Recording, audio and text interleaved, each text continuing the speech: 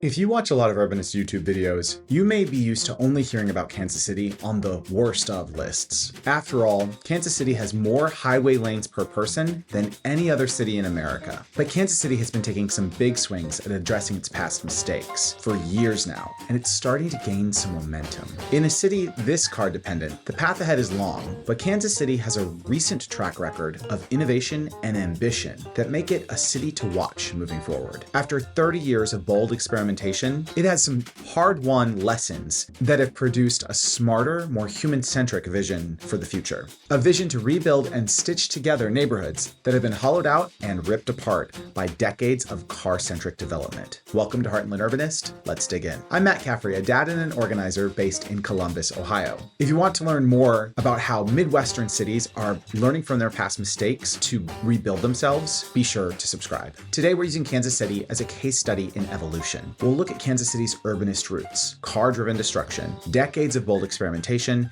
and how their current projects and plans build on the learnings from those experiments. So let's start by rewinding and exploring Kansas City's rich urbanist roots and then its painful decline. Booming hub, painful decline. Believe it or not, before World War II, Kansas City was actually one of the US's great urbanist success stories. At the turn of the 20th century, Kansas City was a boomtown. As a central hub for the nation's railways, it was a gateway for commerce and culture. Its magnificent Union Station was one of the busiest in the country. And within the city, a massive streetcar network, one of the largest in the country, was the backbone of daily life. At its peak, it had over 300 miles of track. This network fostered dense, walkable neighborhoods that stretched for miles from the city center. Even the famed Country Club Plaza, often considered one of the first suburban shopping centers, was designed around a streetcar line. It was dense, mixed use, and built for people. But after World War II, Kansas City made the same deal with the devil as so many other American and Midwestern cities. It tore out its streetcars, abandoned its passenger rail network, and bulldozed neighborhoods to make space for cars. The city embraced sprawl and car-centric planning more than most. As mentioned in the intro, it built more highway lane miles per capita than any other city in the country. Those weren't just roads, there were wrecking balls, demolishing huge swaths of the city's historic core, particularly black neighborhoods, to make way for massive interstate interchanges. This is the critical context. The city left in the wake of this destruction was far less dense, making good transit service much harder to provide. And all the car-centric development and highways means it's hard to compete on travel time if you're on foot, traveling by bike or transit. So the story of the last 30 years isn't just about a city trying to build shiny new things. It's about a city trying to recover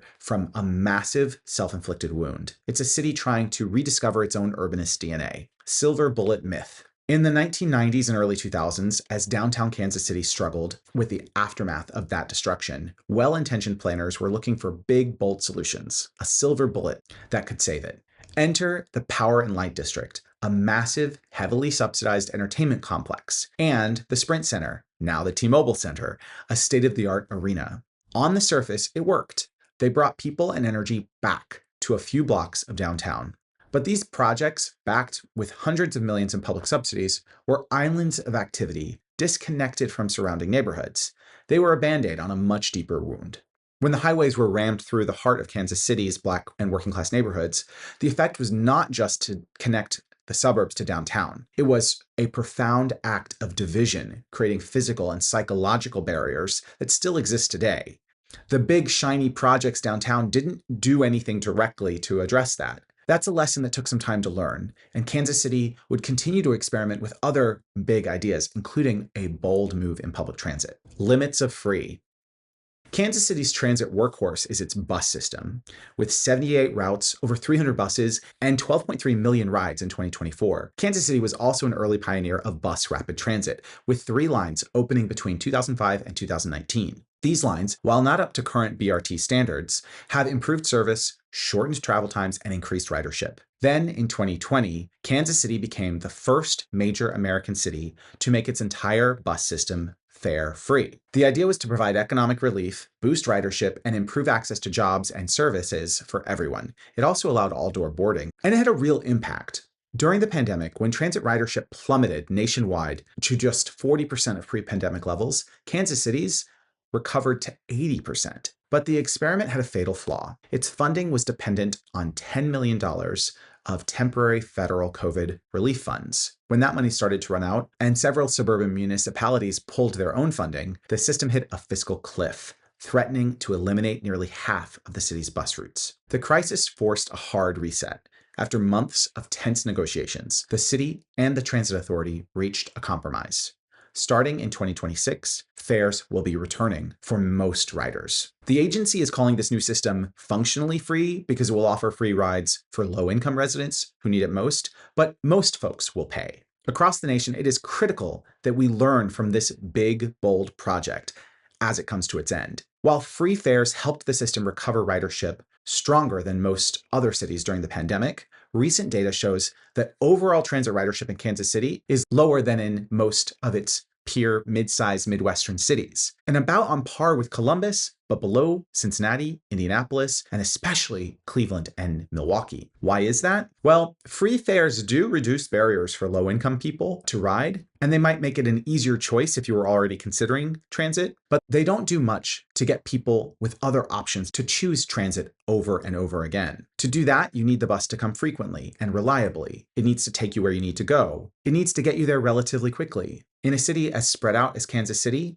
that's a tall order. Look, I support free fares. Free fares would be an excellent policy in a city that already has well-funded, reliable transit so that more people could benefit from the service more often. But in a city that struggles with the fundamentals, it's probably not worth the trade-off. And in KC, where cities in the region aren't buying in, state funding is lacking and federal funding is run out, the city made the right call to move away from free fares in order to preserve service. It's another example of Kansas City learning a tough lesson. This philosophy of learning and adapting, of understanding what makes a city livable, isn't confined to transit fares. It extends to the design of the city's streets themselves. Unfinished business, reclaiming streets for people. For decades, streets in Kansas City were designed for one purpose: moving cars as fast as possible. But a series of progressive policies are starting to change that. In 2017, the city passed a Complete Streets Ordinance, a landmark policy that mandates that all new street projects must be designed for everyone: pedestrians, cyclists, transit riders,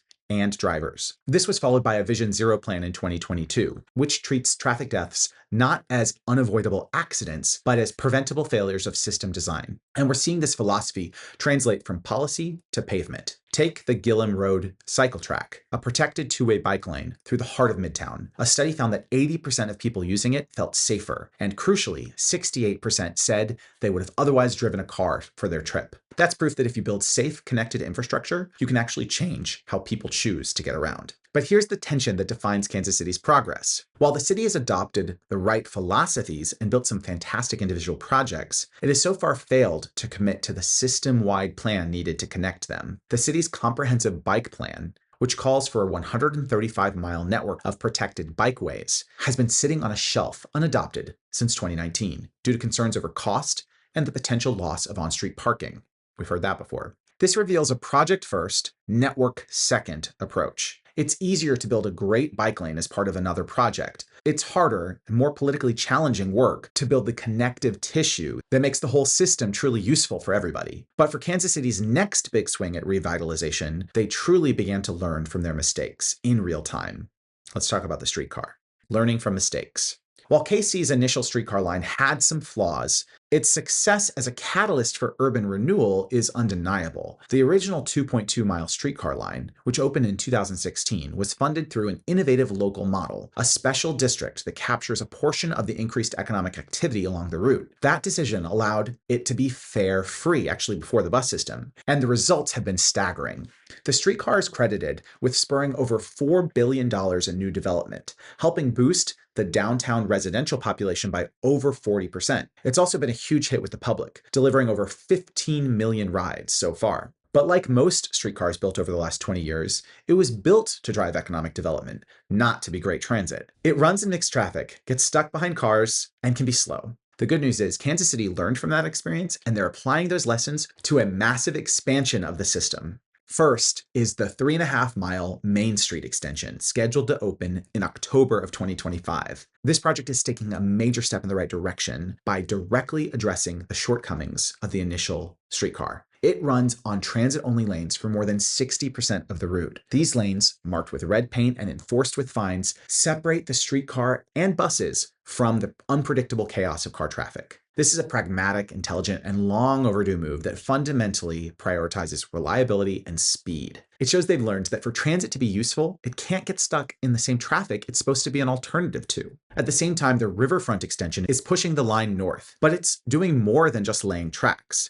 As part of the project, the city is building a brand new dedicated bridge for pedestrians and cyclists right alongside the streetcar. This is smart integrated planning, using a major transit project to fix a long-standing gap in the active transportation network, connecting the dense river market to the amenities of the riverfront. Together, these extensions will nearly triple the system's size, connecting key destinations like the University of Missouri, Kansas City, and the waterfront, transforming the streetcar from a downtown novelty into a legitimate transportation spine for the city. Here we see Kansas City taking advantage of a once-in-a-generation investment to make sure they're providing high-quality service that residents and visitors alike can depend on. Healing historic wounds. While building the freeways cut neighborhoods off from each other, Kansas City's upcoming South Loop project is working to directly address that harm by building a 4-block cap over I-670, part of the loop of highways circling downtown, to create a park, stitching downtown and the Crossroads Art District back together. This isn't just about creating a new park. It's about healing wounds in the urban fabric. It's a symbolic and practical step towards a more connected, walkable, and equitable city. This and the new streetcar extension together are signs that the focus is beginning to shift from moving cars through the city to building a better city for people. And this new approach isn't just happening at the macro level. Small steps all over the city, a new bikeway, a road diet, denser housing, etc., are starting to add up. Kansas City is still taking big swings. After all, they are tripling the length of their streetcar, but they're also starting to match it with more incremental steps that could shift the culture of this maximally car-centric city over time. So yes, Kansas City is a work in progress. And in that, it's a deeply American city. Its journey to return to its urbanist roots has already been a roller coaster with trial and error, with big dreams and harsh realities. But Kansas City remains resilient and willing to innovate. I, for one, am really excited to see where it goes from here. What about you? Do you have hope for the Midwest's more car-centric cities? What do you think is the most effective strategy for advocates and lawmakers, local leaders, to make Kansas City a more livable place? Please let me know in the comments below. If you enjoyed this exploration of Kansas City, please share it with someone who cares about the Midwest. Heartland Urbanist is also available ad-free on urbanist.video, a great open source community. Go check it out. Thanks for watching, and see you next time.